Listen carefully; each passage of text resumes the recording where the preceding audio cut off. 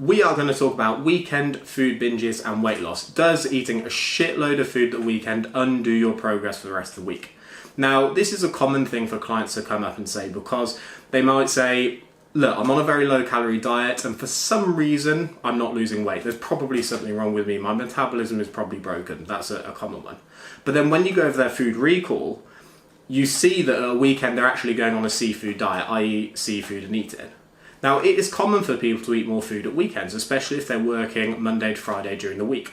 So maybe they get to a weekend and they know they're going to eat more food, so they decide not to track their calories. Or a weekend they decide not to track their calories, and that maybe encourages them to eat more food.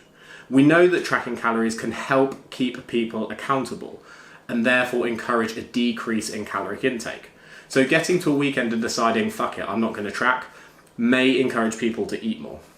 So what I'm going to do is use a real world scenario, but I'm going to exaggerate it slightly just for easy maths. So let's say someone comes to you and said, look, I am only eating 1,000 calories a day. I should be losing a shitload of weight. Now, unless they are tiny, they should be losing about 1,000 calories a day, because obviously it's a very low caloric intake. But for whatever reason, they're not. Then when you go over their food diary, you see at a weekend they're eating a huge amount of food. Maybe they're going out drinking, then they're having a hangover pizza and a kebab and chips and whatever it is. So you roughly calculate how many calories they're eating on a Saturday and Sunday, and it turns out they're eating around 4,500 calories on those days. So here is what they think they're eating. 1,000 calories per day, every day, because they've conveniently left out how much they're eating at weekends. Either because they don't know, or because they've decided to omit that information to their personal trainer, which is actually a common thing for people to do. But in reality, when you factor in the 4,500 calories they're eating on those 2 days, this is what their diet looks like over the course of a week. It means their average daily intake is actually double what they thought it was, at 2,000 calories rather than 1,000 calories.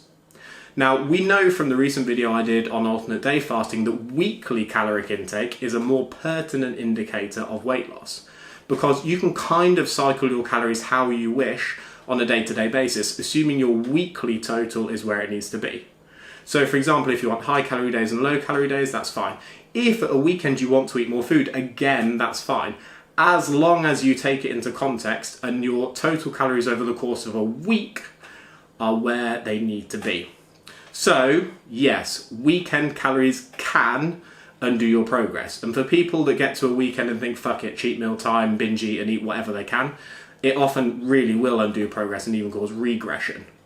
But you can eat more food at a weekend and still make progress, assuming that you factored it in, been sensible with it, and ensured that your weekly caloric intake is where it needs to be. So that's it. I hope it's been helpful, and thank you for watching. Bye.